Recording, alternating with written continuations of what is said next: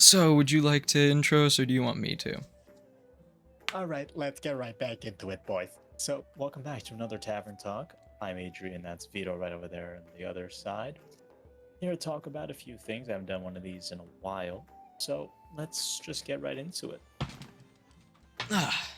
So, tonight's topic will be one that's very near and dear to my heart, and that's the idea of session prep versus improv DMing. So, as many of you might have known or heard from other tavern talks, as I've mentioned multiple times, I do a lot of session prep. Currently, my general document for my story ideas is, hold on, let me take a look. 81 pages and counting. And that's not including the stat blocks I make off screen, off that, you know, document as well. So I have my master document and I have a whole bunch of other stuff that I just kind of pull from. And Adrian, as most people would know if you've ever played for him or heard about how he DMs, he is a very big improv DM. Ooh, and we have a guest joining us. What's going on? I won't stay for too long. I'm just saying hi. All right, Heyo. here we go. All right. So, Adrian, would you like to talk a bit about sort of improv DMing and how that works for your process? Right. So, me, like Vito said, pretty much don't prepare for sessions. It's that I DM. It's partly because I'm lazy and I don't feel like sitting down for a few hours and banging out an actual competent storyline that makes sense. So I kind of just wing it the whole time. And it has turned out pretty well for me. Vito can test that. We had the other Tavern Talk, which was my one shot. That was 100% improv. Oh, that was 100% improv. So I really do believe, maybe it's just a case in my sense, that playing or at least DMing a campaign with no preparation, that's part of the fun, is just getting into just right into it. Just no notes, no nothing. Open up a sheet, like a blank Google Doc, and kind of just wing the whole thing. And yeah, for me, we'll start off with, I think it's more fun just to kind of do that. I don't know, what's your thoughts, Vito, about how fun prep is? I used to be a no prep DM.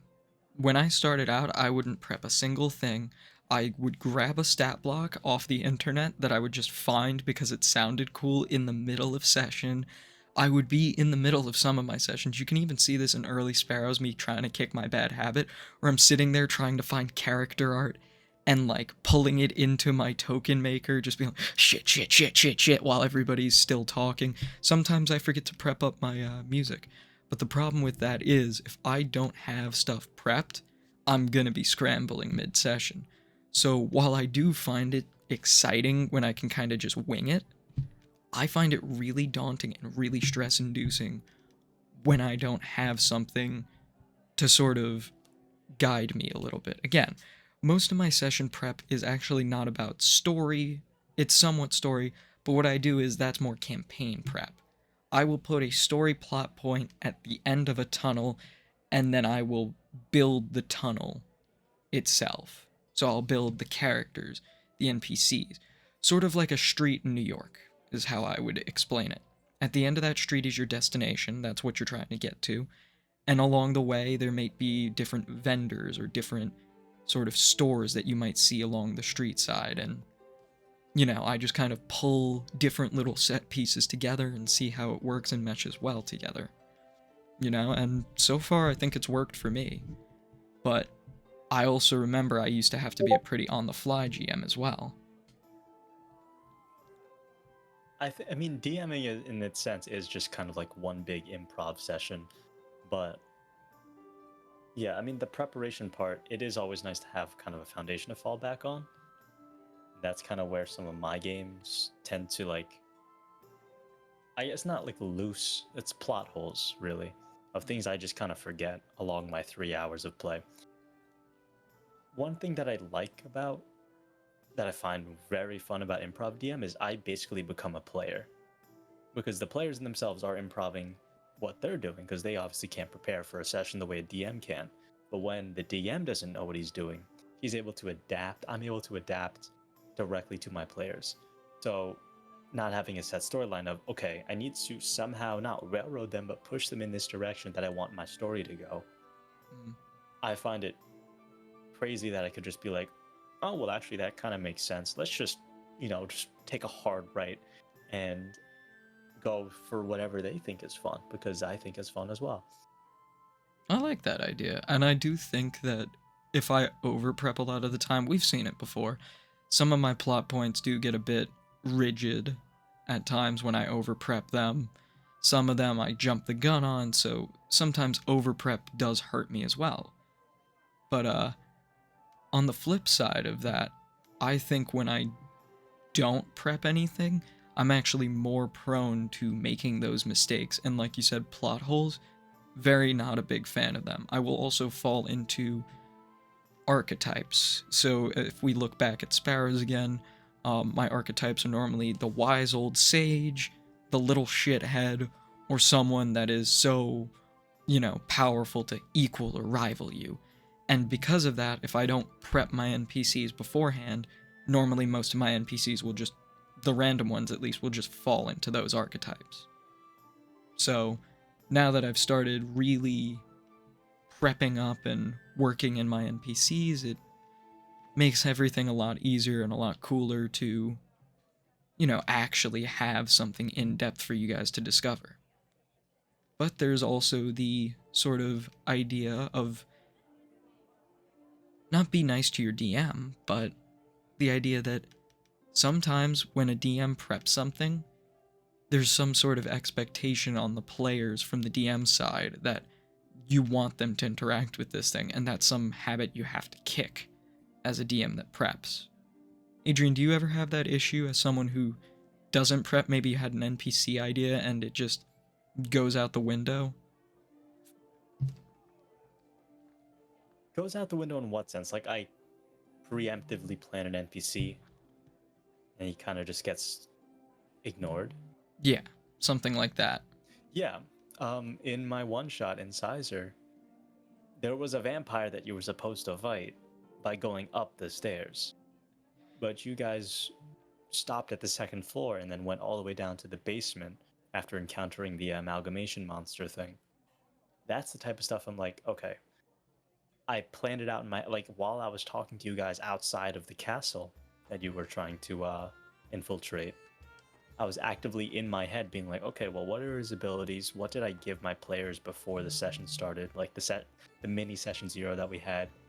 What did I give my players before I started? How could I make those items not overpowered and not useless at the same time? Like, how could I make them, how could I utilize those items? How could I utilize their players, their backstories, and stuff like that?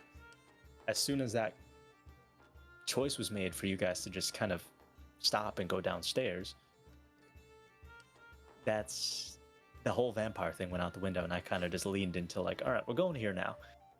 We're doing Eldritch horror now, not Gothic horror. We're doing Eldritch because Okay. that's the choice the players made, and I think I like that a lot more because of the switch. Mm. A little And disappointing because you guys didn't have too much combat, but yeah. well, and you're not the type of DM to sit there and move a plot point because it's convenient for you. If there's, because behind the screen, that's a very big tendency that a lot of DMs have. I personally don't like doing it unless absolutely necessary, as in, like, the party will fuck up horrendously if they go X route. But even then, that's like, I like to give you guys actual choices. Some DMs will give the illusion of choice. They'll sit there and they'll be like, all right, well, they're going this way. I'm going to give them X. I feel like with improv DMing, it's a lot easier to fall into the pace of move your encounter. So I wonder, how did you practice improv DMing to get to that point where you can just make something up on the spot and have it be good? I've been playing for a while, and it's almost been exclusively DMing. I started playing D&D by being a DM, which was a crazy time because when your players don't know what they're doing and you don't know what you're doing, it's kind of like you just read the book for 10 minutes and like, all right, that's how. Oh, so a bonus action's different. You know what I mean? It's. I think a lot of it I attest to Estrella, our old Discord server, because I ran campaigns similar to what you were doing, Vito, with a lot of preparation. I'd write documents, some lore. I would help other people write their stuff, and then I got to Estrella, which was, for those who don't know, we've mentioned a few times on Tavern Talk before. Vito was running a Discord server that was kind of a D&D open world thing, where quest givers would run quests. People would play their characters in these quests with different storylines, whatever. I learned a lot about how to play in a mindset, or like get out of the mindset of knowing what you're doing because you don't know the people. I don't know the people that I'm playing with. I don't know what they're like. I don't know how they play. So learning how to DM there as a 100% improv DM was fantastic because I could really learn how to adapt to my players and see what worked, what didn't.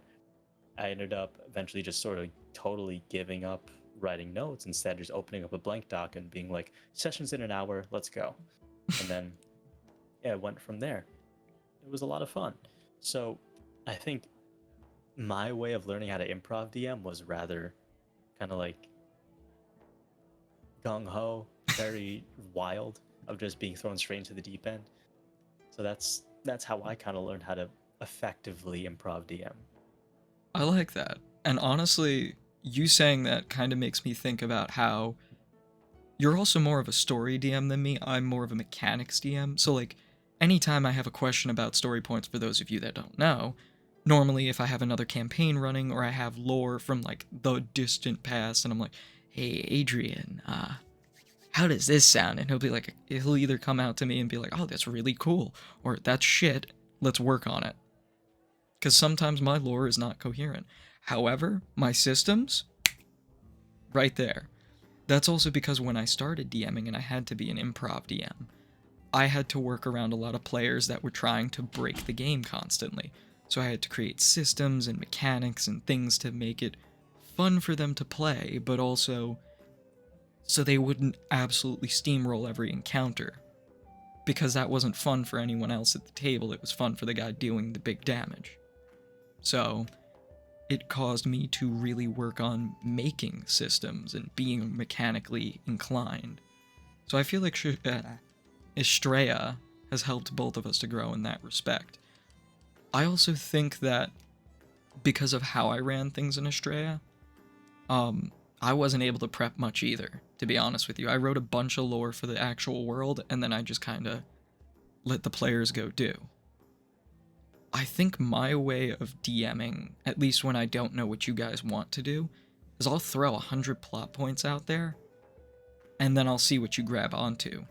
As opposed to having a plot point in my head that I want you to grab, and hoping that you grab it, I kind of just give you everything that's possible, and then you move this way. Okay, that's what we're doing today.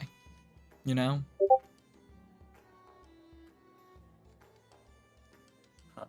Well, that's the thing about the preparation part is, again, I mean, it's different because there's a long-running campaign, and with long-running campaigns, you have to have something on paper. But if my players are in a situation, I'm more of the, instead of giving my players the option, I give my players the option to react. So so if they're talking amongst themselves and I feel like I want to give them a push, not in a direction, but just give them a push to do something, because I'm getting bored on my end, I throw something wild at them. So I'll give you an example. I'm using Incisor a lot because I that's was the gonna most say, recent thing I'm I thinking brought. of exactly what you're about to say, probably. You can, yeah, you tell The me, and I'll clap. see if we're on the same. Holy Yeah. shit. That. Mel and I were talking, we were probably trying to create a plan, we were trying to be coherent. And then Adrian just, out of the blue, you hear a clap in the distance. And we were sitting there, we were like, what the fuck? Like, we had no idea what we wanted to do. No clue. And that caused us to move, because normally when D&D players are sitting there discussing their plans, you feel wrong as a DM to interrupt. At least I do. I feel like a lot of DMs do. Interrupting your players when they're planning sometimes helps in your favor to get them moving on that ball, which is a technique I think I should, steal from you a little bit more. Keep you all on track. There's a time and a place for everything, especially with that type of stuff. Like interrupting players is kind of a no-no in most situations. You kind of have to find a place where it's kind of inconsequential, and not really inconsequential, just not rude to interrupt. Yeah, I believe you guys were talking about when you opened up the book from the committee, like of what's it called? Committee of Something. Transfiguration, I believe it was. Yep, there you go. See, this is the improv brain of just forget it. But the Committee of Transfiguration book, you guys were opening it up, and I believe it was taking a certain amount of damage every time you flipped the page, because you had to stamp your thumb of you have to stamp blood onto the page to see it. You guys were deciding on whether or not to flip another page, and I didn't feel that it was necessarily. I didn't feel that it was like, oh, I want to push the thing along. Again, it's kind of like, what if I just do this? I want to see how they react. I want to see if they ignore it because they've been seeing some crazy stuff, or I want to see how they react. And I think I got the best possible reaction of just telling you guys a single clap emanates from the other room. And you guys shut up, dropped the book, and immediately got up and started slowly making your way. A lot of it, the improv DMing, that's what I like, is just, I don't need to let them talk. I don't need to have them plan this out because I set up an elaborate encounter. They're talking, they're strategizing about a situation I don't even know what's gonna happen in.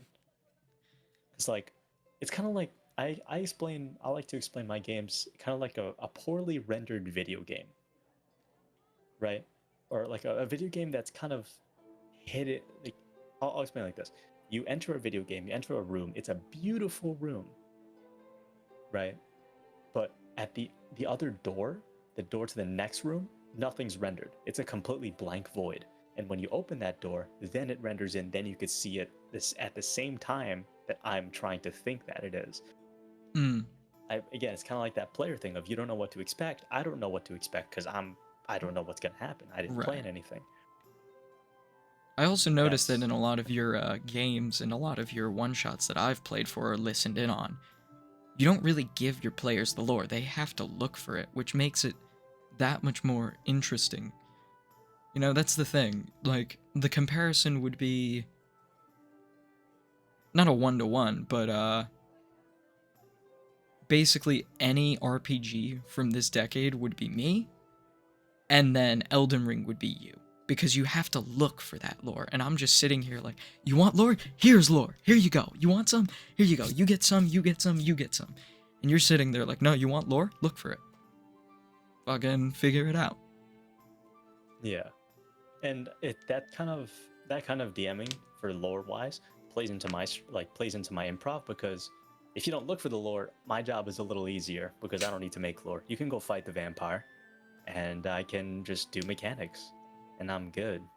I just play 5e. That'd be fun. But if you guys decide to dig a little deeper, I'm like, okay, now I gotta work here. Now I gotta start giving you guys these things that are interesting. And then I have to start planning in my head. Okay, so now that I told them this, what if they find this, and what's inside this book, or what's inside this shelf, or what does this monster tell you? What does this NPC tell you? It's just this it's a breadcrumb trail that's one crumb long. As you take it, I drop another one. As you take it, I drop another one. There isn't a long line. It's just me kind of just rapid fire dropping these little pieces of lore that I'm making up at the same time. Is that ever stress-inducing or no? It is. It very much is. But that's why I love improv DM, because I get to play the same amount of stress that you guys are going under. Because as you hear the clap from the other room, I'm like, okay, I just made a clap. What's in the other room that made a clap? I didn't plan this. I just kind of told that there was a clap, and now I have to make up an entire different section of this castle. Now this fucking thing has hands. Damn it. yeah, now this thing has hands. Now there's a crown. What is the crown from? The king. It's like I'm mad libbing the entire story, and that's the most fun that I could possibly have in D&D I like that a as a lot. DM at least. I like that a lot, which also plays into our session prep for battle maps as well. Because you Yeah. Oh run God. Theater of the Mind, and I'm sitting here 3 days straight. By the way, for those of you that haven't heard me bitch and whine about this yet on anything for Sparrows, Amosa Here it City, is. the battle map, took me 3 straight days to do. 3 days and an extra 2 hours because I forgot to save and my internet shit out on me, so I had to get 2 hours of work back too. So I'm still pissed about those 2 hours. But again, on top of that, I don't blame my players one bit. I need battle maps for myself because it helps me visualize, okay, this is here, this is here, this is here. Helps me with enemy placement because it makes it easier for me. I can be like, okay, well, that spell can hit this amount of people. The enemy placement here, if you throw a lightning bolt, so it allows my players, in my opinion, to play slightly more tactically, as well as it allows me to play more tactically. It also locks you guys into decisions because you can say where you are, but oh, he's gone. It's all me. I'm going. I'm good. Ah, I'm but good. um, but like it locks you into decisions. Like if you're placing yourself in a space where the enemy is behind you, I can say like, okay, the enemy's behind you. He's gonna attack. If you move a certain way, you can measure out which ways you'll take opportunity attacks. Otherwise, okay, I moved 20 feet up. Okay, you take 3 sets of opportunity attacks. Is there a way I can move that doesn't let me take opportunity attacks? Fucking no. Roll me investigation. Which I feel like for Theater of the Mind, investigation would be helpful to battlefield strategy, but I also feel like it makes it easier because you guys can plan your turns in advance with regards to movement. I don't know how you feel about battle maps, because I know you mentioned if you needed battle maps, you'd just ask me, which I would happily do for you. Yeah. So the inherent nature of my DMing, which is the improv, I can't make battle maps because I don't know what's gonna happen. My thing about playing Theater of the Mind is that I believe that it makes combat quicker, which sounds weird, but if you think about it, it makes a little bit more sense because it's a lot more spontaneous. You don't think about strategy as much, and although that may be a bad thing, it means that you don't need to really focus on, okay, I want to be here, and then I want to be here, and then I want to be here. My players are in their individual own battle maps in their head that they are playing around, and if they want to position a certain way, I'll allow them, and it changes my idea of battle map. So it's constantly evolving battlefield, so they're not restricted by a certain, oh, you got to move 30 feet here, and then you're actually blocked by this wall. I kind of like give them an obstacle if I think that there would be one, Right. and if it's not there, then it's not there, and they make that choice. One thing I wanted to bring up as well, moving topic a little bit here, is you said something about like how investigation roles are a little bit more tactically useful, and they're a little bit more of a utility for me as a DM playing Theater of the Mind. I think improv DMing facilitates the system of 5e a lot more than battle maps, especially with the prepared DM versus improv DM, because a prepared DM is excited to show you all this lore because he's got pages of it and he wants you to find it because he wants to show what he's been working on because it is concise. He sat down, he worked on it. An improv DM has no lore, he's making it up on the spot, and you rolling for it gives him an idea on how to make it right then and there. It gives him time because you're rolling for it. It gives him a measure of how much he wants you to know, and it gives him kind of like, oh, you wanted to roll history, you want to roll arcana. There's different ways of going about that. The thing is about lore DMing, like with a prepared sheet or prepared lore, is that you want to share that stuff, and it kind of feels like it's doing a disservice to you as a writer that you don't share all that lore because you want that to be known. So if they roll low, you either tell them nothing, you tell them mission critical, or you tell them everything because you want them to know that stuff. You kind of like imagine that. Imagine your player looks at something that is very, very lore deep and they roll a 2 on their history. and then everybody else rolls 3s and 4s. Yeah. You can't tell them everything, even though you wrote 3 pages of lore, because that's how the game works. As a improv DM, that makes my job so much easier because now I can just tell them this. Can't really read it. Here's a few words. Done. Then I can move on, and maybe they do a little bit better of a roll on something else. For me, it allows me to remove my connection, I guess. Remove my commitment and loyalty to my lore. It allows me to be like, I don't need to say that right now. I'm good. Instead of being like, oh God, I wanted them to figure that out. That's true. I actually agree with that a lot. I do feel like I do fall into that pitfall. If I want you to know something that you don't need to know, I'll sit there and I'll be like, roll high, roll high, roll high. However, on the flip side, if I'm playing a prepped campaign, having that lore already written also allows me to leave more breadcrumbs. So, like, they use the item in combat, and all of a sudden it has this effect that you can't really explain, but it has sort of the beginnings of what it can do. You know, you come into a town and someone who's old and knows part of that lore will look at your whatever item it is and be like, oh my god, is that what I think it is? And it's like, what is it? And it's like, well, I'm not 100% sure, but I'll give you a little bit of a breadcrumb here. So it allows you to sort of learn about a world around you as time goes on. But I feel like both styles could do that. However, I do feel improv DMing does that better. You're not wrong about it. Actually, some of the better lore I have is mostly improv. What is it? The Ichimonji twins from Sparrows. Those masks originally weren't anything. They were just masks that they wear just to look like Oni because it looked cool. Then Alcoy asked about the meaning of them, and I had to come up with a reason why. And then I stepped on my own foot. I was like, yeah, well, people from our clan don't normally give these out to people. They have to undergo the trial. And he goes, I wonder what the trial is. And then between sessions, I was sitting there, fuck, writing about the trial. And I still haven't written the full trial out exactly, but I have a generalization of it. A little bit of a, okay, this idea, I'll take that. And it helps me build off of things. So I feel like improv is amazing. However, I feel like when improv and prep meshes is with battle maps a lot of the time.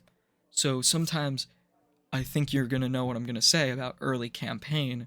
The best set of improv moments and ideas you had was in Suzume Castle.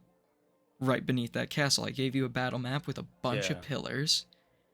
And originally, I didn't think that was going to be that. I thought you were going to sneak around and use the pillars as cover and sort of listen in on a conversation.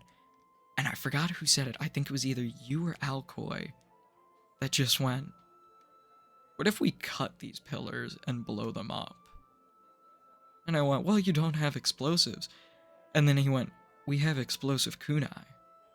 And I was like, ha ha.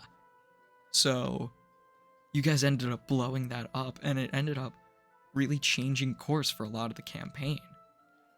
You know, it changed a lot of things, but I feel like that's where my improv and my prep mixes, you know?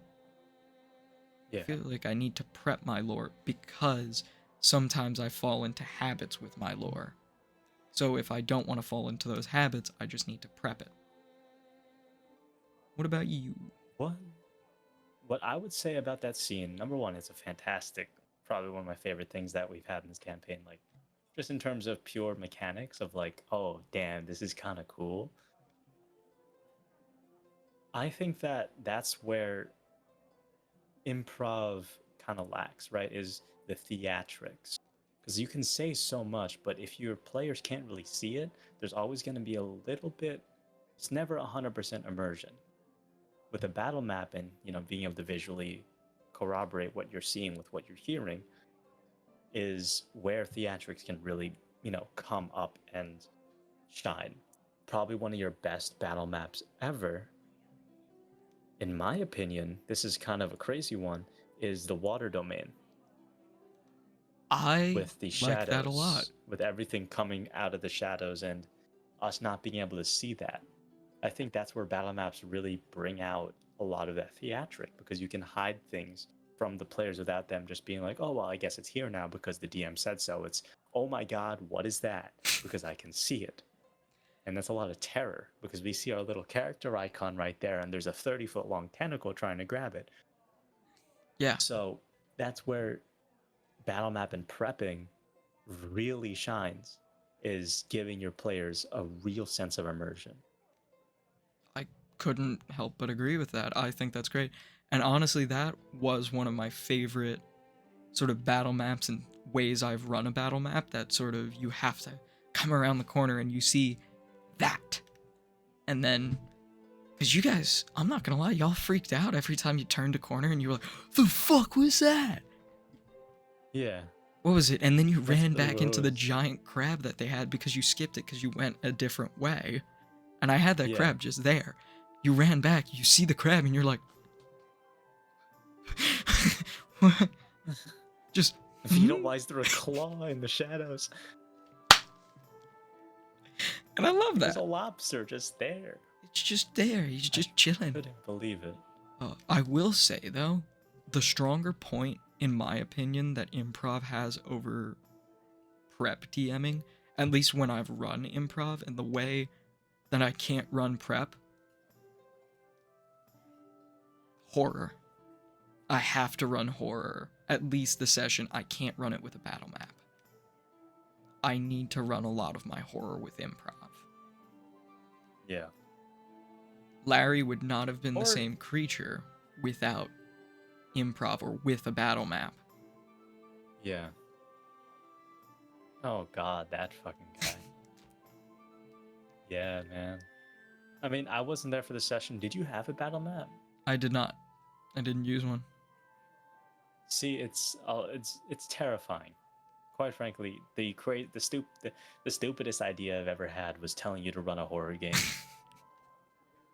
Because it was just, even listening to you create the lore was like me in my bed at 1 a.m. being like, I don't want to listen to this because I need to sleep, and this is making it difficult. So that's really where horror is, because it was terrifying during the water domain fight because of turning the corner and visually seeing monsters, seeing the claw come out of the shadows. Stuff that is so intricate that you can't really have a battle map is stuff like Harry, stuff like the amalgamation. Because unless you're super talented at art and you know how to make battle maps that are horror based, you can't really visually tell that story of like, I can't really draw or make the amalgamation that I wanted in Sizer as a token, because I don't know how to draw that. I can't find good art for that because it doesn't explain my story. It doesn't explain how the character looks in my head. So stuff like Harry, where he builds this such an intricate space that is so out there that you can't find maps, you can't make maps that will express the amount of terror that a person would be feeling in that moment. That's where improv shines, because you can't really mechanically make tokens for Harry because his arms do this, he's constantly changing. That's really where it shines. That's really where it shines, is horror and giving your players a certain feeling in their heart and in their minds of terror, horror.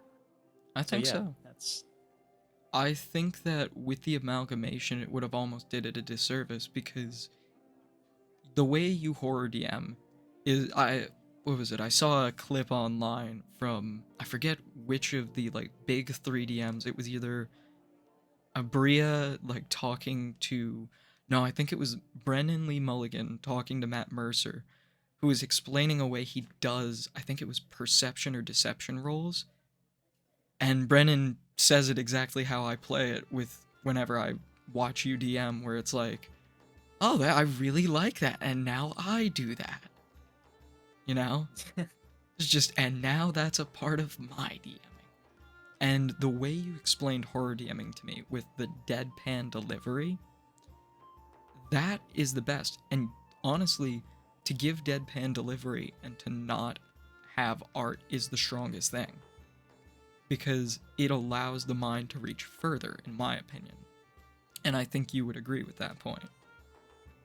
Yeah, it's for me, D&D horror, the DM doesn't make it scary. The words that he's saying make it scary. So the point is not to ham it up. Or is a very, very, very, very easy thing to mess up in D&D horror is to ham it up too much or to make it funny. Because if you say it in a certain way, it will be funny, it won't be scary, or it'll feel like it's a cheesy horror movie, right? A cheesy movie from the 80s. You want them to take it at face value because that's the scariest way to take it. It's just that the DM is just telling you that it's there. And he's not telling you that it's scary. He knows, and you know. So you should be terrified because that's what he is putting out there. His intent, he's not trying to scare you. He's trying to show you a situation that you will be horrified by. That's it. It's like how if you watch like YouTube horror documentaries, they're always deadpan, or they're not like, oh, jump scare all of a sudden. They're not like that. They just tell you how it is, because that's super creepy. So me, instead of saying like, arms reach out from the darkness, it's just arms are reaching out from the darkness to grab you. There's a very gave me different tonal chills difference. That actually, because arms are reaching out from the darkness. It sounds like you're trying to scare me, and I'm like, oh, haha, buddy. And then you're just like, arms are reaching out from the darkness, and I'm like, oh, Jesus Christ, Adrian, what are you doing? It's like, what do you mean by that? That's not normal. Why are you telling me it like it's why normal? are you saying it like it's okay that this is happening? Also, because as the DM, you are the sole point of focus when you're talking, because the story's coming straight from your mouth. Being able to keep a deadpan delivery as a horror DM, or at least DMing a horror campaign or session, you don't want to tell your players that you think it's scary, and you don't want to tell your players to feel a certain way. You just want them to feel it. Because if they look at you and you're like, then they're gonna be like, oh well, he's having fun, so maybe, you know, like, I don't need to be as scared. You want to be there as simply a vehicle to tell the story. You don't want to be there, like, your head shouldn't be there. Your character Adrian is not there when he's DMing. Right. It's the story. So when you guys like approach me, or like if you were talking to me in the campaign inside, or in the session in Sizer, I wouldn't really respond to you if it was like a certain, like, oh fuck you Adrian, or something like that.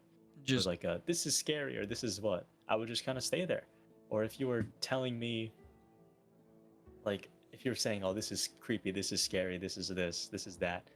My main thing was when I had, see if I could do it real quick. See if I can replicate my thing. Yeah, there it is. All right, let's see if I can do this. Oh.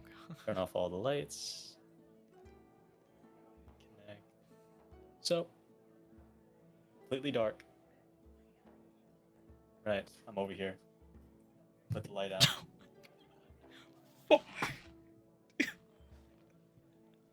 That really sells it, right? I would absolutely really agree sells with that. Yeah. Yep, that really sells the terror. Like this angle right here, just being a face in the darkness. That's also, again, something I totally improv. Is I was actively downloading a red screenshot onto my phone. I have red, I have white, I have a yellow. So torchlight, DMing and mechanics, and scary light. So again, that's a big thing I love about improv, is I get to create these crazy images in people's heads and on the screen, because I'm DMing on a screen, of hands are reaching out to grasp you in the darkness. And I get to just do this.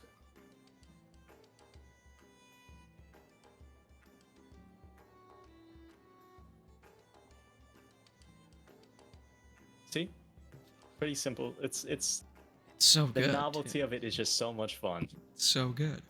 The thing that I would like to ask, and this is going to sound really dumb because I already know your answer to this, but I want to hear it again.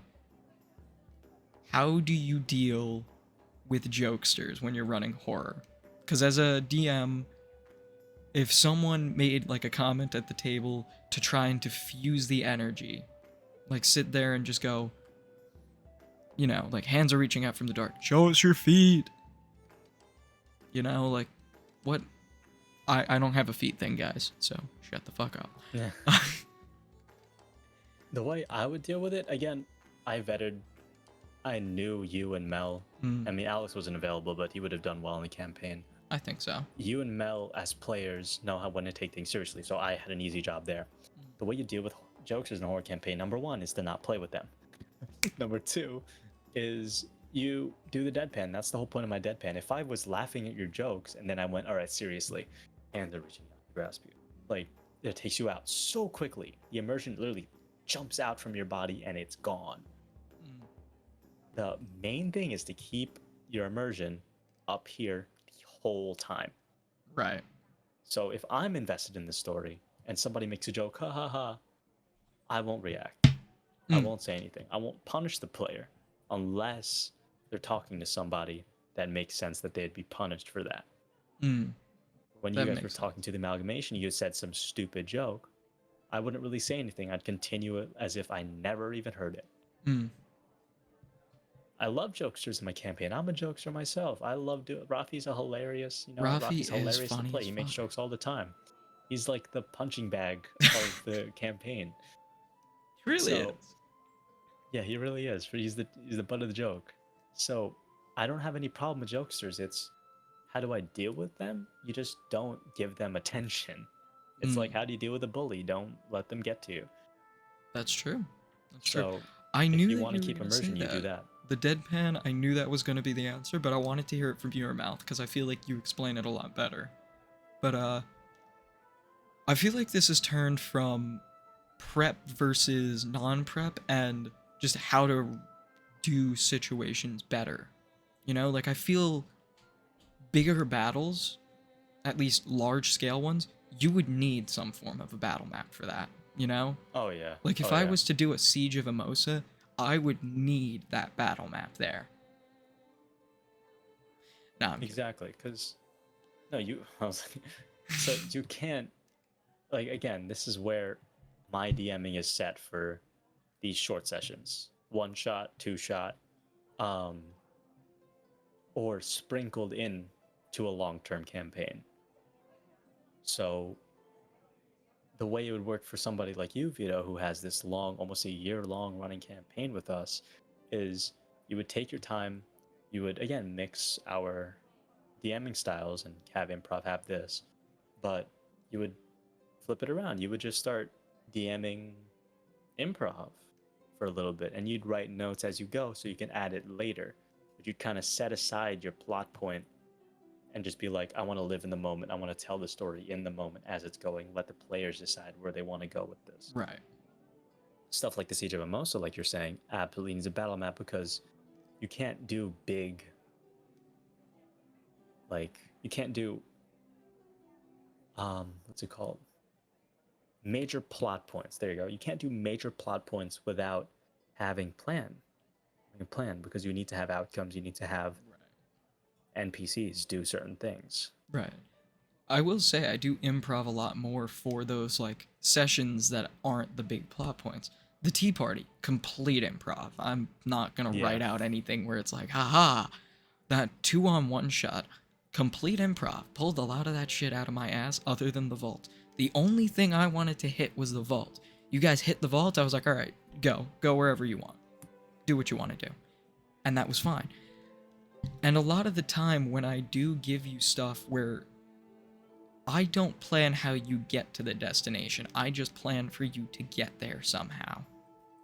So, everything else is somewhat in the moment. I would not call myself an improv DM, though, because every DM should just DM like that, in my opinion. Well, not every. Hold on. Don't. DMs should give you the choice of how to get to the end, or they should give you the choice of how to affect the outcome. They need to do one of the two as a DM. You can't sit there and have your players run through a whole campaign and not have them make choices, and you want them to feel their choices matter. So again, if I know you're getting to point B and point B is going to happen, I'll allow you to affect how you interact with point B once you get there. You know, I'll allow you to prep. Maybe you talk to a certain NPC. Maybe you take a different road. Maybe you take the longer road and you take a longer time getting there. Your enemy's more powerful. You take a shorter road, take a shorter time getting there. You have less NPCs helping you. You know, there's multiple avenues to do things. So, I like to give those little roads and routes. But the problem with that is, there is an end goal. The good thing about prepping, in my opinion, if you give your players that end goal, they can take steps to get there. I don't know how you feel about that, because I know most of the improv we're talking about has been done in one-on-one shots and stuff. But I do think that prepping for one-shots can also help. My best example is Spellbreaker. Not Spelljammer, for those of you trying to figure out if I'm talking about that WotC thing. No, not the Space Pirates. Spellbreaker. Oh yeah, that was something they did a little while ago. Spellbreaker is a one-shot I ran. It was built like a roguelike. I made a full wizarding school. I put in 3 to 4 bosses, made different mechanics for them, and the whole thing was every time the players died, they would end up back at their desks in detention room, and they would have to fight their way back through the school. I had doors, I had areas for them that they could go through to make it easier, give them shortcuts. So, very Metroidvania level design is the way I put my map in there. And because of that, I think Spellbreaker, if we ever got to finish it at least, would have been one of my best one-shots out there. But, again, that is not a horror one-shot. To do horror successfully, you need to have plans. To do something that's mechanics heavy like that, you need to have a plan. Horror doesn't need a plan. Something with mechanics that heavy needs a plan, regardless of how much story you have. Like you said, my games falter in interesting mechanics.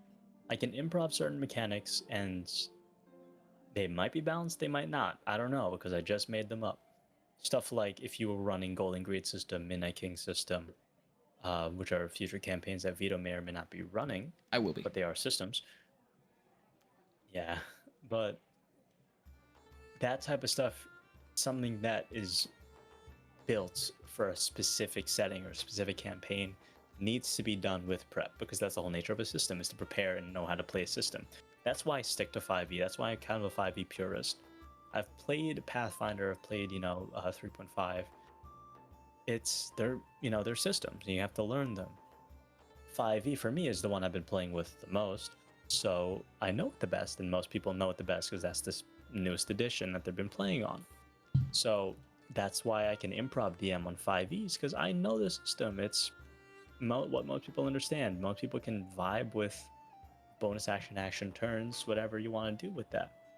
If I were to do something like, okay, we're doing a one-shot, brand new system, I have no idea what I'm doing, like, it's not gonna go well. Even if you can, even if I can come up with a killer story, we're gonna get caught up somewhere. Yeah. So at the end of the day, it is really, where the system's lying. So I stick to my comfort zone. That is true. And with all due respect, if you were to run Golden Greed without a battle map, the game would suck. It would absolutely suck. Because Golden Greed is made to be ran with a battle map. It was designed that way. With a visual aid of some kind. Yeah. Something like that. The ship combat for Golden Greed was also designed that way. Which again, means that mechanics can get a little bit more interesting. The problem is, it would be a lot harder for people to run horror in Golden Greed. And it would also be a dead giveaway that you're running horror. Because every time you have a threat you're supposed to run away from, and, there's no battle map, your players are going to know, okay, I'm not going to interact with this. I'm not going to try. I'm just going to stand here and I'm going to run. I'm going to narrate me running. And that's going to suck for them. They're going to hate that because your players want to interact with your world. Trust me, they want to interact with your world. A lot of them do. Yeah, yeah, you're right. Like, the expectation of having a battle map really is like, oh, well, we should expect a fight here, especially with something building a whole new combat system like Golden Greed and Midnight Kings. You have to have a battle map to, because of ranged attacks, because of stuff like that, where range matters, or ship combat matters, vehicles matter. How far you are from somebody, if you make a certain turn, how does movement work? Do you crash into things? You need a battle map for that. So running horror, like you said, will be difficult unless you use your battle maps either so much or sparingly, Mm, only for major events, only for major things. right. So that's how you got to get around kind of that like battle map. I should expect a fight. Is either use them all the time, which will take so long to build so many maps for every single place because that, or use them sparingly, which would, again, there would be some problems there of just like my players kind of expect a battle map here. That's why I Yes. don't like them. That's why I don't make them. I love them. Don't get me wrong, but when I'm DMing, I hate making battle maps. I will say though, the thing that has helped me most is being able to make my own battle maps. Sort of using a software to do it. I won't name drop it because we're not sponsored and we do not speak for that brand. And even though no one will watch our videos, I don't want some off chance that someone from that group sees it and it's like, hey, hey. I love the site I use. And I think the best example of me being able to improv and use that battle map is the sloth fight. Because mid-fight, you guys are like, he disappeared under the clouds. And it's like, he's under you. It's like, what the fuck does that mean? And again, normally if I was just being lazy and I didn't want to improv or I didn't want to do anything or I couldn't affect the battle map, I would just draw an X over the island. And then I just go, he comes up and eats the island. And you're like, oh. And then I changed the map. And I gotta say, like, the continuation of my favorite joke that I love this fucking joke for this campaign. Just, the map, everything has a phase 2. The battle map had a phase 2. Like, you can't get that with Theater of the Mind. I like to compare it as the way I DM, you're at 95% immersion all the time. But with a battle map like a battle map oriented campaign with battle maps and implemented, you're at 90 and 100.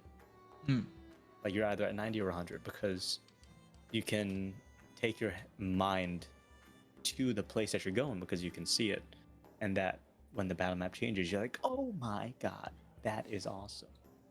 So that's where my DMing falls flat, is like theatrics, grand scale stuff that you really need to look at physically in order to understand and appreciate.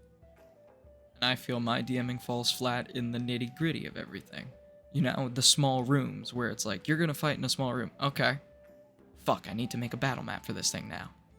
Son of a bitch, now you need to make a battle map for every single tiny room because you have a party that wants to just brawl. And it's like, you bastards made this hard on me. But on top of that, there's also the reason why I make such a large and wide-spanning battle map, because what I can do is I can just reuse it. Or I can take small parts and just, okay, you want to fight in this part of the city that I already built? Yeah, go for it. You know? So you don't have to do every single section of Amosa, and you don't have to... I wanted to do it at grand scale. I did everything in the city, so you can't just go, okay, now what do we see in the garden? It's like, no, there's a garden, you see it, it's right there. Fuck you, you don't need anything else. You know? Which I find good. I like that sometimes we have that moment of, okay, maybe we don't need a battle map. But when you see one pulled up, I also do something weird, which, honestly, again, improv is stronger in this regard. Investigation. It depends on how you're doing it. But investigation on a battle map is simultaneously much easier for me as a DM and also much harder for me as a DM. Because everything needs to be intentionally placed on that battle map. Every dresser, every drawer, so I need to prep whatever's in those as well. You know? Yeah. It's slightly difficult sometimes, but when you have improv and you can just describe the room, you don't have to so like severely work out every little detail of that room in your head and on the map. So it makes it easier for preparation. You know what? Hmm? I just came up with the craziest metaphor in history. Do So it. Vito's talking a lot about, the lore prepping stuff, and generally, I want to take it, kind of zoom out here, and just generally leading your players improv versus preparation. Improv. So imagine your players are a family of ducks, right? Ducklings trying to cross the road, right? Or trying to cross a highway. You see the ducks as the DM or as the person, you want to lead them there. As an improv DM, you have your loaf of bread, you have your story, right? And you have your breadcrumbs that you want to throw out. You don't know when the cars are coming. You don't know when those like the cars being random encounters or like random, wrenches in your story and little things that you can't really avoid. You have to plan and actively move away from those things and plan around those things in the moment. When the car's coming, you have to move out of the way. And you have to drop these breadcrumbs one at a time to get these ducks, get your players across to the end. You following, Vita? I'm following. Okay. So that's how improv DMing is. You have to actively adapt to the situation and lead your players with your lore breadcrumbs all the way across without hitting these huge, setbacks or these huge random encounters that you aren't ready for. Lore DMing is when the cars are coming, when those things are coming.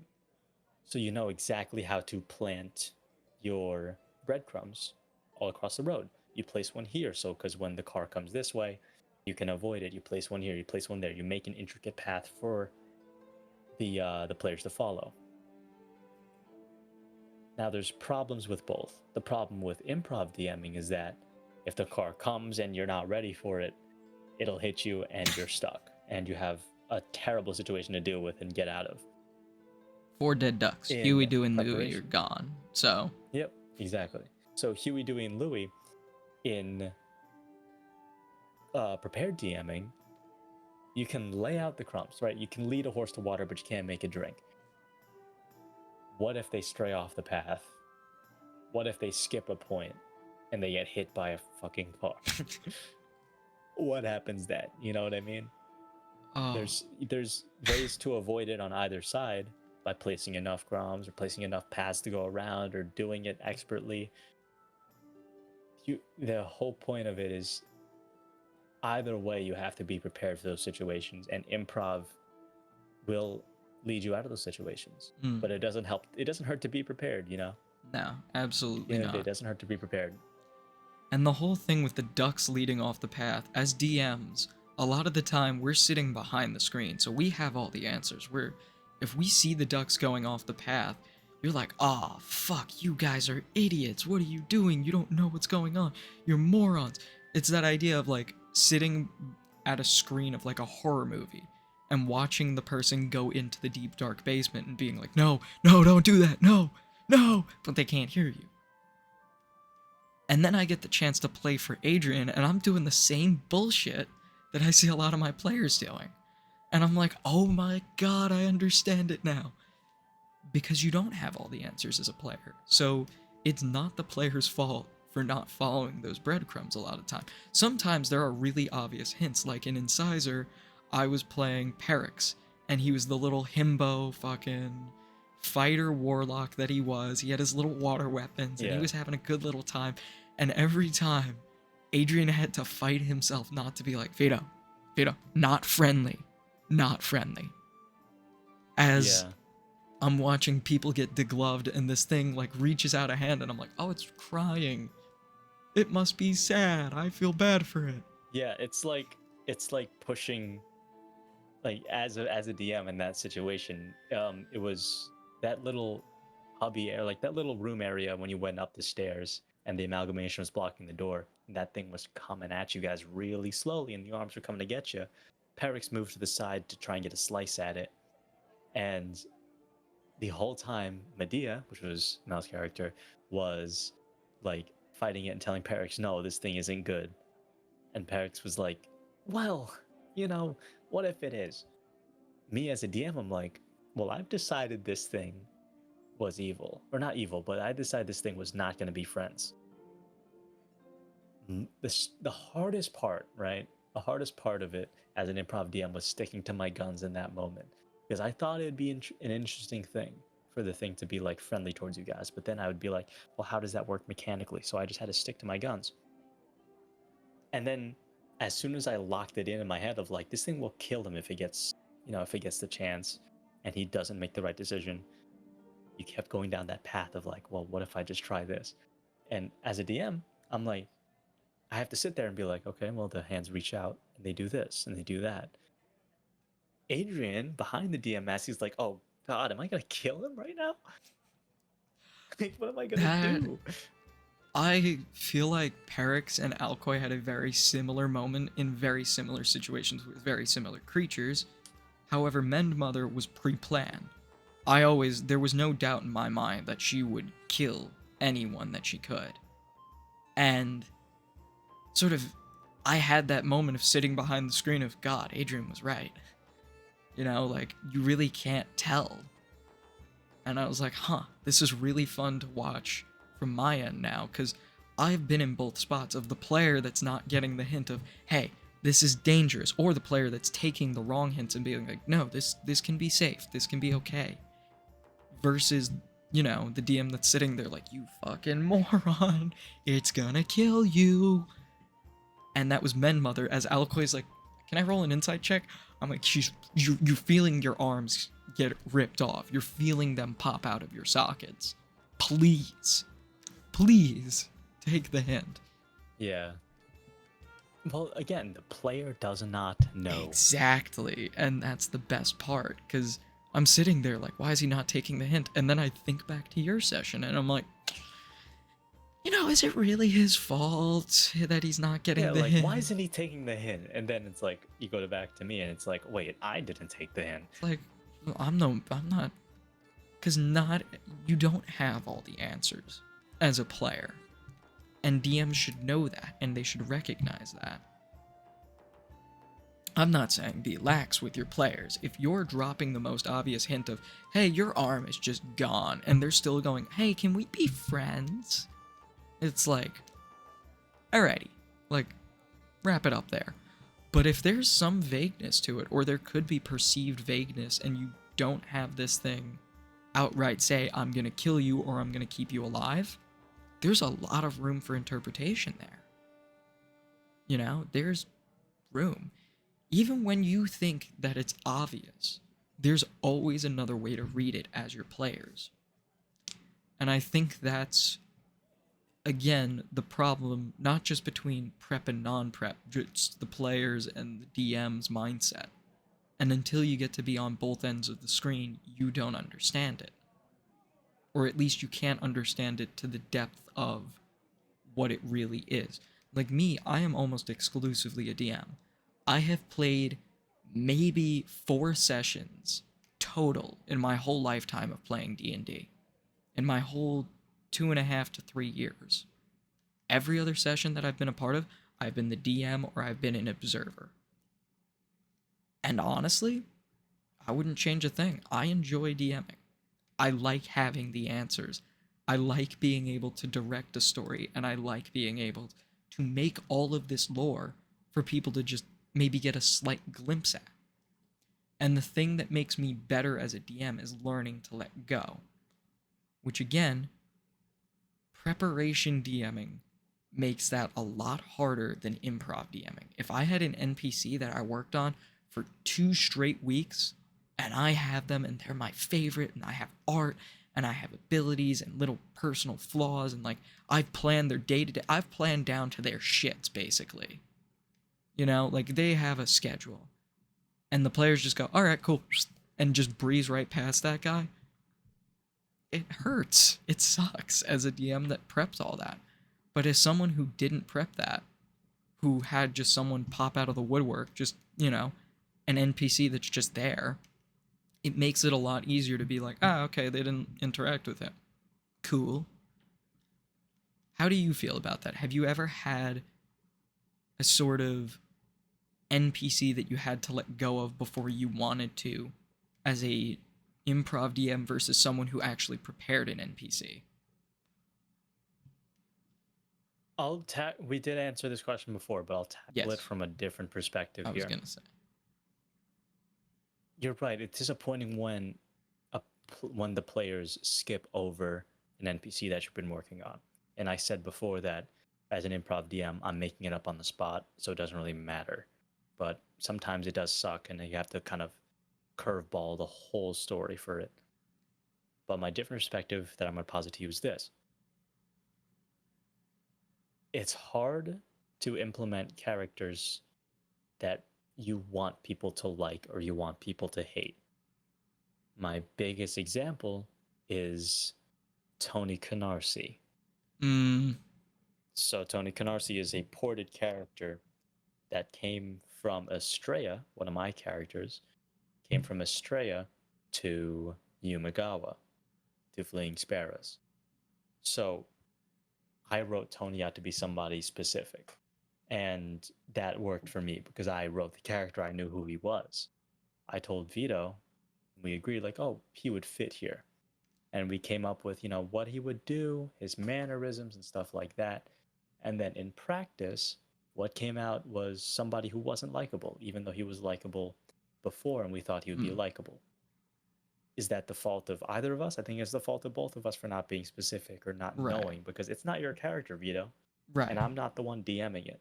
So how am I supposed to critique your take?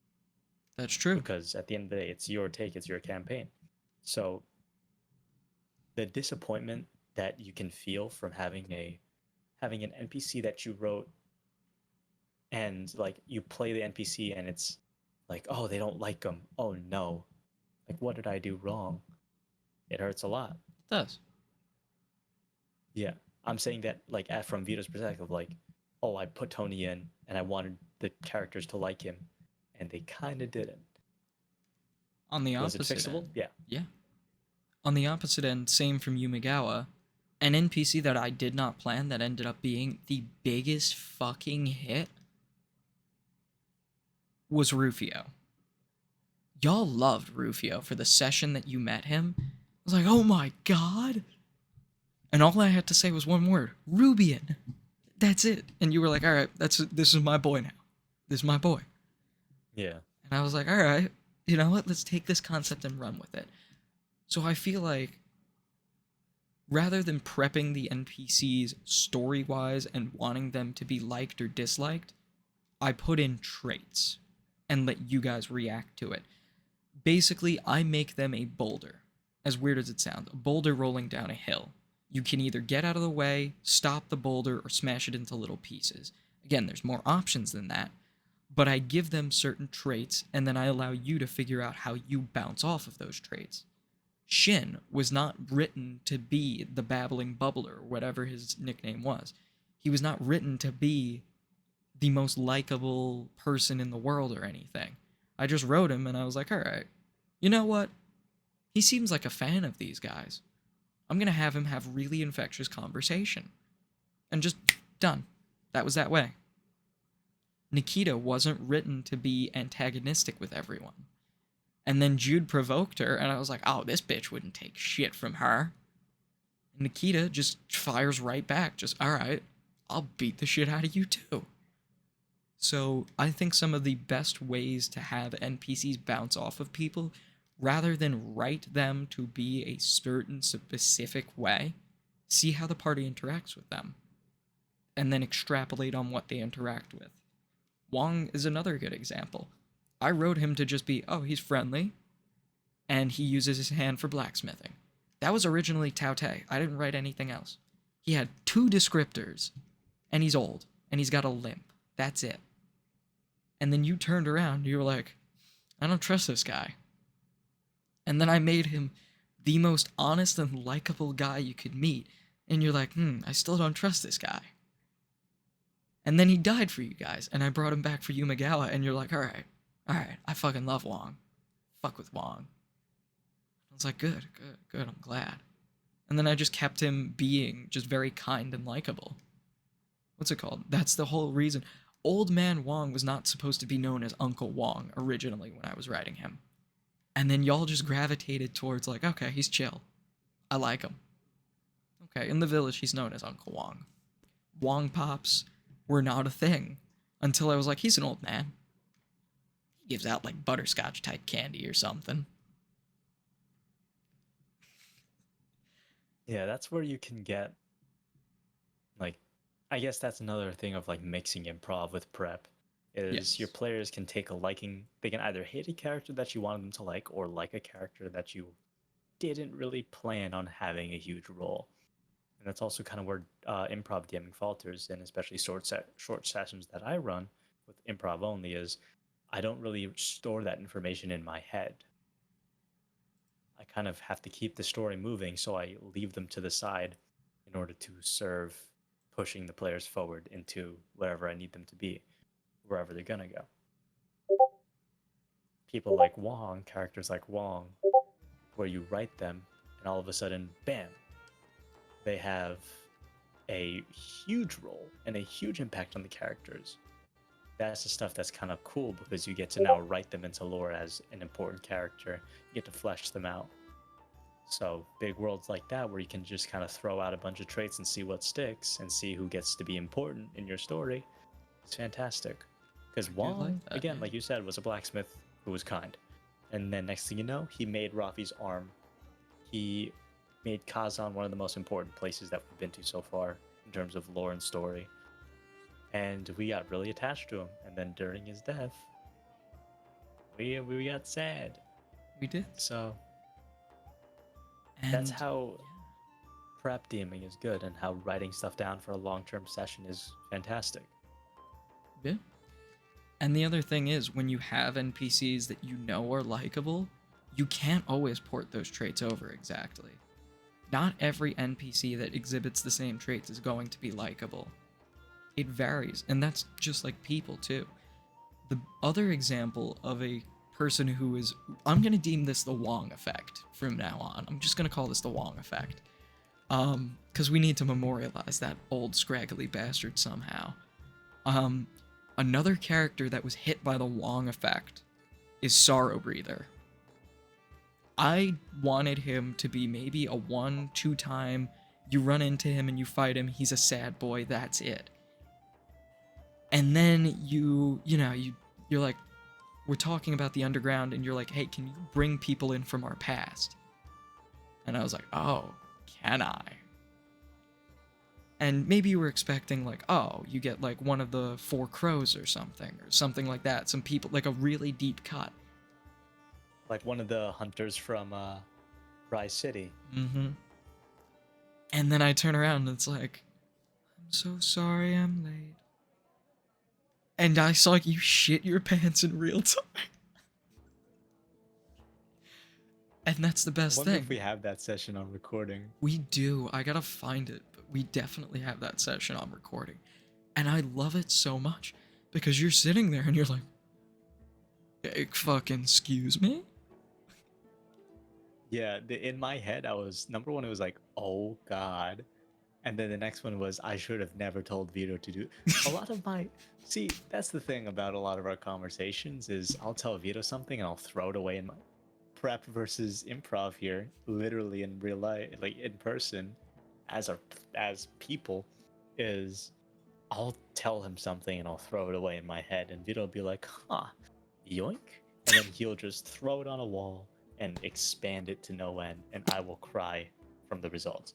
Yes. The other example of that, not from you, but from Mel, as she said it last session in real time. She was like, this is the last time I ever tell you anything because you're just gonna take it and you're gonna run with it. Because that whole thing with that lefty, my wife, not my wife, she would never do a thing like that. As he's talking to Rafi, she was talking to me the other night about like, I wonder if he would have that reaction, or does he have that, or why didn't he have that reaction to her, where it wasn't clear if he believed it was her or Tenny, and not saying it to her, but saying it to Rafi, it was clear. And she was like, you bastard. And I love that. I love that I can take stuff that you give me and just go, okay, this is mine now. And I just start running with it. The biggest example, you know what I'm about to say. A rat fuck from your little spell breaker thing. Oh, God, what a joke, man. What a joke. Can't believe that one. I oh, would have killed to experience that. oh man. Yeah, no, that was. Fuck. Oh. Sorry, one more time. What? Who rat fuck from Spellbreaker? I'm confused now. Harry? Oh my. Larry. Larry. Sorry. Yeah, you're good. Larry, not Harry. Well, you did Even I get to see forgot. the result of that. You got Mend Mother. Yeah, that's true. We got Med Mother. Which again, that was a moment where you talked to me after session. You were like, "Look, we built Larry, and what the fuck?" Because like a lot of the things I steal from myself, I steal from you. A lot of the things with Mend Mother have a lot of similarity to Larry, and a lot of similarity to Incisor too, with the way the hands were grabbing. Because I was like, Adrian, how the fuck do I make an entity scary? And you're like, well, just make it an overwhelming force. Don't make it something that you can fight. And don't make it invincible. Make it so big and incomprehensible that fighting it would be impossible. Or, like what you made an example from Estrella, which is the example you gave me when we were talking a while back about horror DMing, is Dadalin. Great player, love Dizzy, love that guy so much. He is quite possibly one of my favorite people that I've played with in Estrella. And always a chipper smile and all that. You made him shit his pants as a level 20 fighter just by saying, you hear multiple dex saves. I have to roll X amount of dex saves. And he's like, fucking what? Huh? Yep. And that's... Yeah, when you can scare somebody who's level 20, right? Somebody who in D&D at level 20 is virtually unstoppable, especially in a party. And he had 2 party members who were also level 20 because it was a legendary quest. So level 20 characters were the only ones able to join. Being able to scare players like that is probably why I love to, why I think I've gotten so good at horror. Kind of my testament of like that's what I can do. Being able to like the fear of the unknown, an overwhelming force, not just one being, but hundreds that you cannot see. It was again like a lot of it was kind of a Men Mother situation, not really, where there was one big creature and then hundreds of little ones. Where he swung into the darkness, he dealt some amount of damage. I think it was in several dozen, like maybe we'll call it 60 damage. And I told him that he killed 60 things, that he got swarmed after he walked into the darkness. That's where you have to be with that type of stuff, especially scaring high level players. Oh yeah. So, And you don't even have to fear of bring the your unknown. damage numbers up. You don't have to deal damage to scare your players, in my opinion. Larry dealt no damage during that session, and everybody was shitting his pants from him. The other thing that I think improv DMing for you works and for me doesn't, environmental storytelling. I need to plan my environments a lot of the time to make them actually run the way I want them to. You can kind of just come up with things of like, oh, this works this way, this works that way. Me, I need to sit down and I need to be like, all right, we're going to describe an environment. What are 3 things that I need to tell these players through the environment? And that's why that last session in the spirit world was the way it was. You know? Because I sat down and I thought through, okay, what would each domain look like? Why would it look like this? What would the effects of this be? How would a configuration of domains look? You know? And we had an Orpheus moment, you know? Alcoy crossing the sort of swamp or whatever, where if he took off his blindfold or anything with his earplugs or his mouth plug or even his nose plugs, if any sort of hole opened up from there, he was gonna get taken, killed even. And again, that's stuff that planning gets me to do because I can sit there and I can go, okay, these are the environments they're going to walk through. This is what it's going to do. Let's see how they react to each one of them. Again, you plan for your environments in the world as a DM. You should not plan for your players, in my opinion, when you're planning. You should not plan for their reaction. You should plan for the mechanics, you should plan for the world, you should plan for not even the vibe you want to give, the vibe you want them to get, but the one you want yourself to give. And that's the thing, in my opinion, with prep. You should not plan your players' reactions, you should plan the situation you put them in. And I think that's the weak point that a lot of people don't understand when they prep so much. Yeah, and then the environmental storytelling bit. I honestly truly believe it does come down to experience of how much you have actually done environmental storytelling. I live and breathe off of that. Incisor is a big example. Estrella was also a good example of that stuff. I'm a very like, when I'm playing D&D, I'm a very like, I need to tell a story without telling it. So I really do believe it is true, just pure experience. And even though we've been playing, how long you've been playing Vita? At least as a DM. It has to be. I started at the end of high school. That was 2021.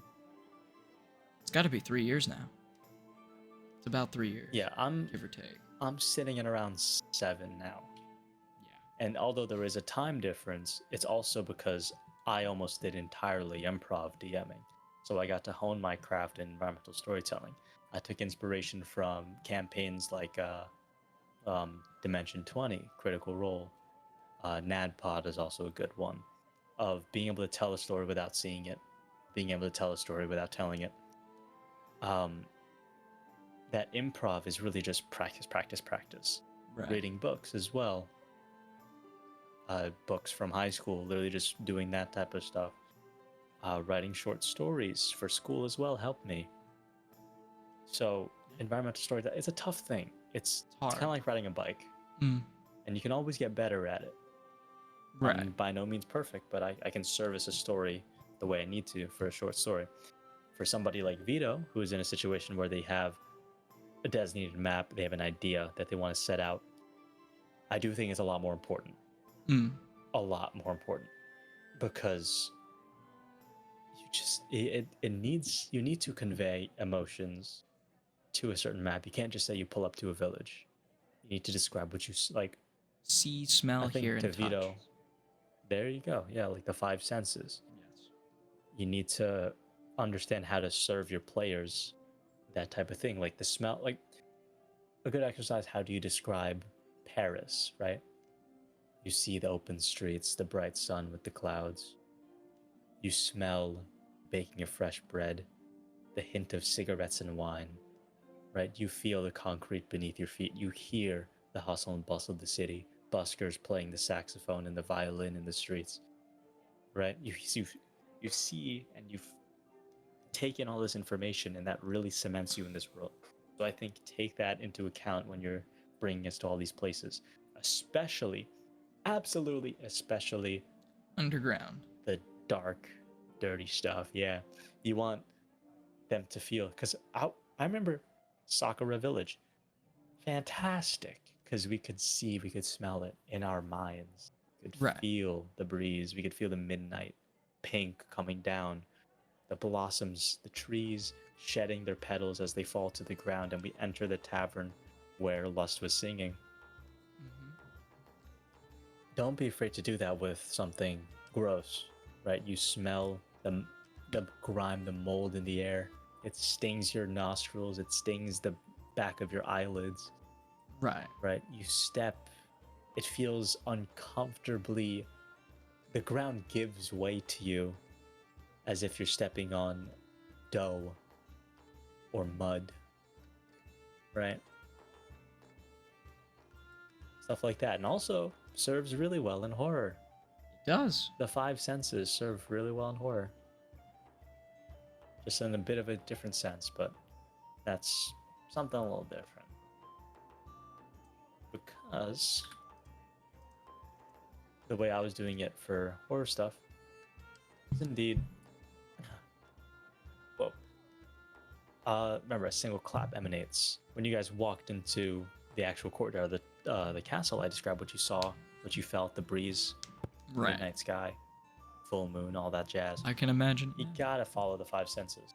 Yeah, absolutely. And honestly, I think that this again, you saw the little light come onto my face as you're saying this. The difference between me being prep DM versus you being improv DM is I just wrote that down. Because I know that I'm going to get way too involved in something else, and if I don't read something off my screen, my brain's just going to go, okay, gone. And I'm not going to remember And things. I already forgot what I described, so. Oh my god, we are I wouldn't say polar opposites, but I would say our styles are very much on different ends of a spectrum. And I find it we really reflect it in our personalities. I think so. I think it's very telling on how that works too. Because, again, I'll work on stuff, I'll have stuff prepped, I'll have stuff ready, and I'll have the next 3 sessions, story-wise at least, somewhat plotted out for certain plot points. And, you know, it's great to have that. It sucks for sort of storytelling purposes of, what if this player wants to do this? Well, we can't do that right now. Well, just let them. And the problem is, something that should have taken 1 session will stretch out into 3 because you didn't account for, holy shit, these players want to interact with X. And again, that's the shortcoming of, you know, I would say prep DMing. And I think improv DMing, as you said before, was good because you're doing that whole thing where you're dropping the breadcrumbs as the players are picking them up. So they keep following that path, which I think is lovely. However, I do think that this next arc, at least, this next plan that we have going on, is going to be interesting because, again, I have a lot of plans when it comes to what could happen, and that's the other thing I do. Adrian likes to take this little tiny point and he likes to move outwards. When I build my encounters, what I do so I can have enough encounters is I will do what I call the shotgun method. You've shot shotguns, like, you know, buckshot, where it's just going everywhere. So I go, okay, this could do this, this could do this, this could do this, this could do this, this could do this. I don't like any of these. I want that one. And then I'll take that and I'll use your method of expanding, where I take all the ideas that I'm having, I brain dump and word vomit onto a document, and then I go, I don't like any of that. I want one of that. You know? Like, my best example, all of the fucking sorcerai that I had to build out. I built out Uyo, Taiyo, Suki, Yoshino, Sushin, and Okita. And I built each of them. Like, very, very meticulously built them. And then I went, yeah, I don't want you guys wouldn't have any reason to interact with the ones you don't want to talk to. So I just went, gone. So a lot of the encounters that I was like, interesting. Nope, gone. What was it? I wanted you to get there and help Uyo fight off Sushin and see him die. And then I went, nah, that doesn't make sense. That wouldn't be gratifying. The other thing on top of that, it allows you, in my opinion, what? In your opinion, also. In my opinion, I think prep DMing helps you to leave better breadcrumbs for mysteries. And I don't know if you agree. And I would like to hear your side of this before I explain mine. Prep DMing leaves behind better breadcrumbs for mysteries. I do believe that. However, I don't necessarily have great examples of it. So I think it's Mm, better for you to speak on this just because I mysteries in that sense, I kind of think of it as more of a main plot point. right. You know what I mean? I agree. So one mystery that I liked, that there were a lot of breadcrumbs leading to was Ikurai being Wrath. So again, I like my smaller breadcrumbs. That was more of a subtle revelation that everyone had. So the whole going through the thing. Let's go through his environment, okay? So you killed a really angry fish, right? The really angry fish died. You thought that was Wrath. You were like, okay, Wrath is dead. He's gone. He's done. Out of here. And then you go up to this temple and you meet this really old man who has lightning powers, and the storm doesn't stop from Wrath. Okay, that's weird. The koi fish in his pond are angry and they can bite you like piranhas. Huh, that's odd. It's almost like that angry fish in the water that you fought the giant spirit fish that you killed. Okay, that's weird. He has a bunch of Zen gardens and things and seems to have mellowed out. Okay. Alright, we're extrapolating. You go into his temple, you go down, and you find a kanji on the ground meant to seal Wrath behind bars. Okay. He comes back and he's like, I'm the Sin of Wrath. And then you guys are going, but you guys figured it out before then. If you watch the session back, you realize Ikurai is Wrath.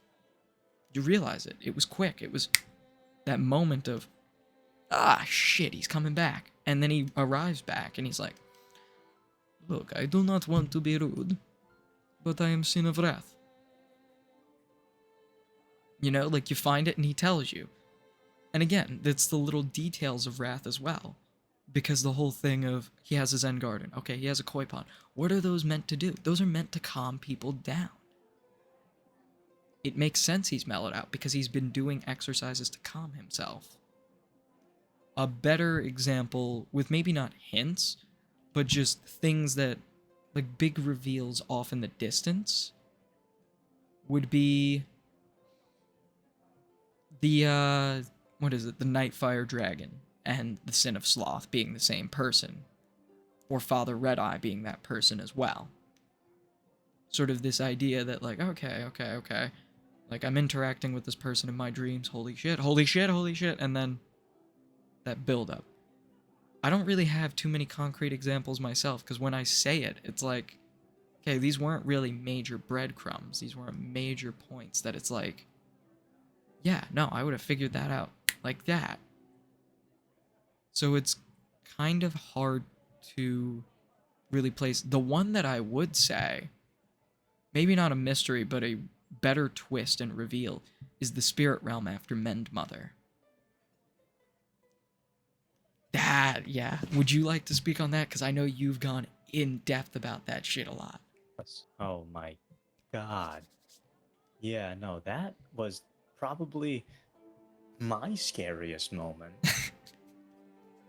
Not really, it was just pure like adrenaline rush. Like I could feel my heart pumping in my throat as I was running down the hill, and I found out that the friendly Cologne Bear man was actually just stitched together and crying and begging for God to kill him.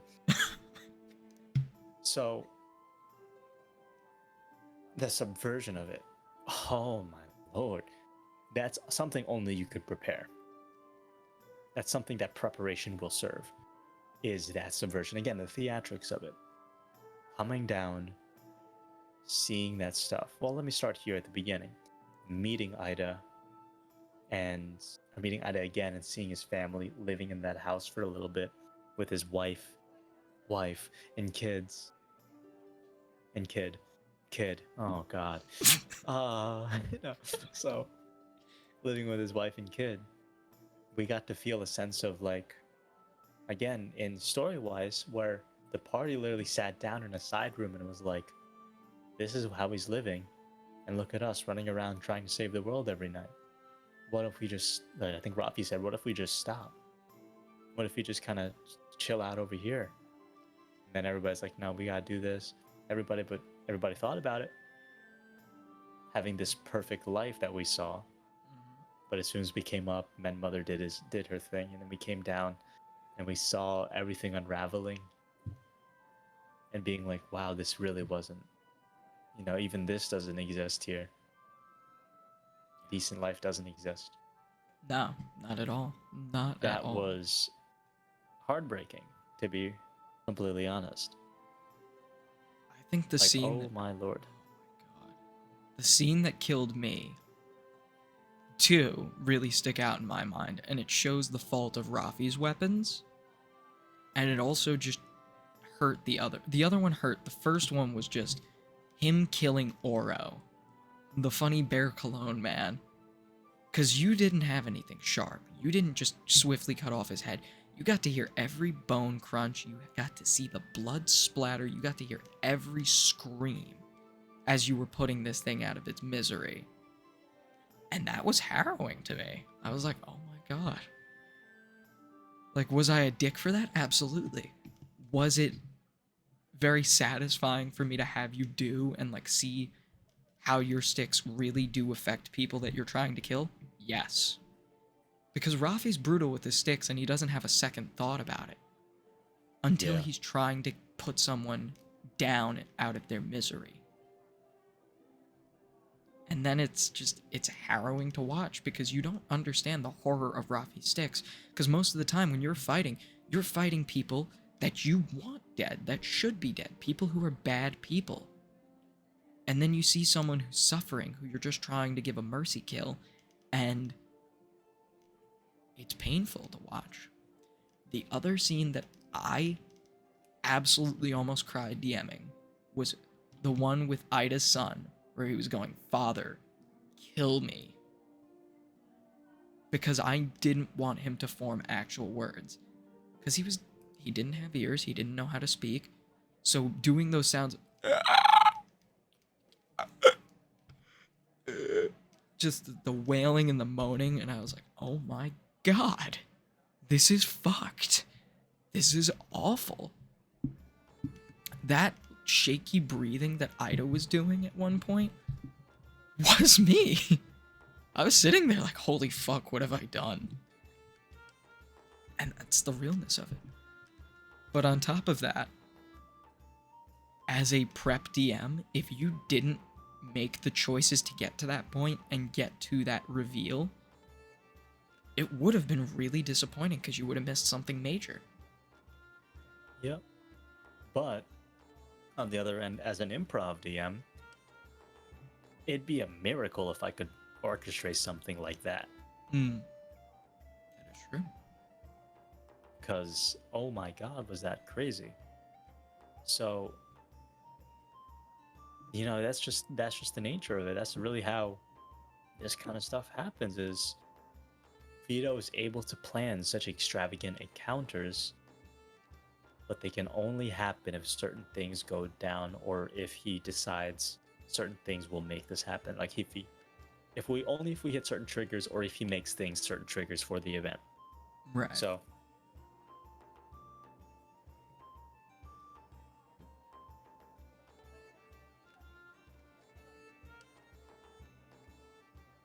Adrian is now mute, everyone. He will be using sign language for the rest of Sparrows. kill yourself. Shut up. I can hear you too. So no. So all right.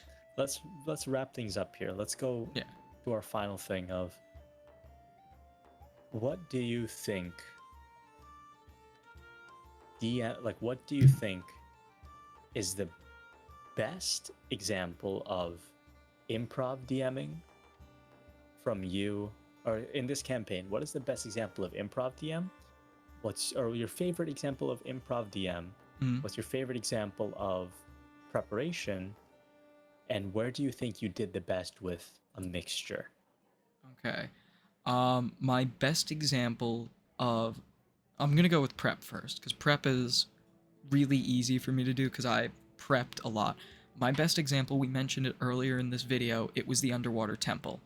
That was prepped out.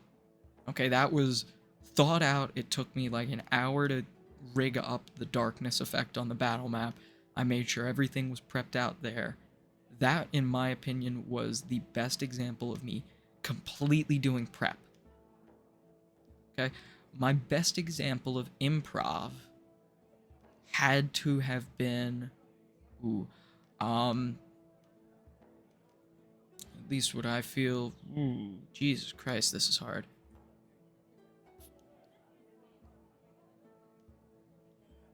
First Emosa session.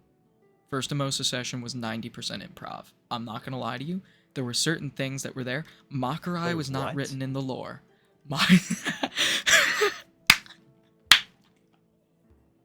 Makurai was not a part of the lore. Okay? Kaida's last name was not Hanagafora, it was Akira. Okay? You can just finish it off. Just do the outro whenever you want.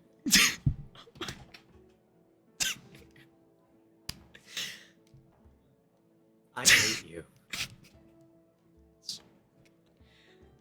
Yeah, no. Those were like the two biggest things of the first Emosa session where you found the Makurai house and Kaida. Makurai happened because I got stuck between Marquez and Karai mid-sentence and ran with it. One of the biggest parts of the campaign. And now, and don't get me wrong, I wrote out a shit ton after that. Because again, that's my whole thing of, okay, I made one offhanded mention. I need to prepare for this because he's interacting with it. But Makurai was a complete accident. Hanagafura was actually intentional in the moment. I went, well, he's the master of divination. He has spirit sight like Jude. He has Dodameki, the exact ability Jude has. Make her a descendant. Why not? And then I did. And it turned out to be, again, one of the best plot points out of this thing. The other thing that was completely improv, and I've said this before, say it now, and will say it again. Alcoy Ward was not originally written to not have an organic soul back in Suzume. He was not originally written that way. That was more of a representation when I had spirits more of your direction in life. And then I realized, wait a minute, making him soulless is really fucking interesting. And that turned into the whole Men Mother thing over time, which that was planned right after Old Emosa.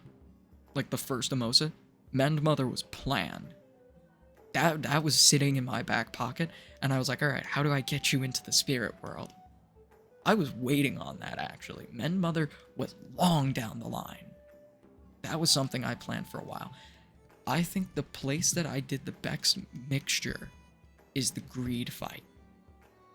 The greed fight has to be my best mixture. Because originally I planned the Shatter Kai were going to be Shatter Kai, Greed was going to have his abilities, and then I went, okay, well, you just eviscerated a Shatter Kai. Let's see what happens after that. Shatter Kai in the Shadow Realm, or pulling you into that Shadow Realm, was not planned.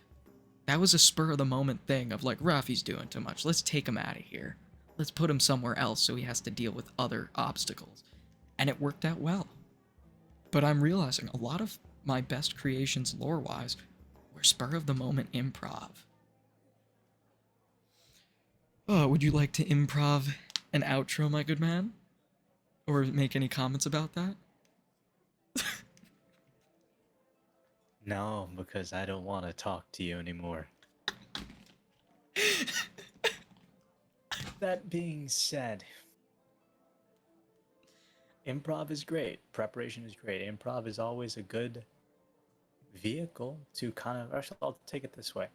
Preparation is probably where D&D really gets his roots from. It's just truly, it is straight from the books. You know, Lord of the Rings kind of thing. It's taking a world that you've written and showing it to your players and showing the intricate lore and having them build it with you.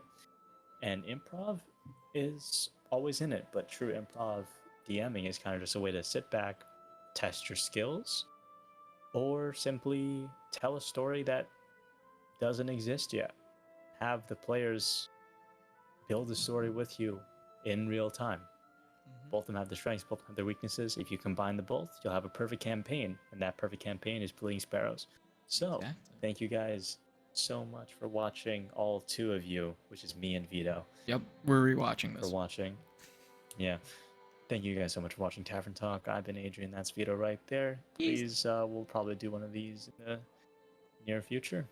But yeah, Future. thank you guys so much for watching. We'll catch Thank ya. you. Peace.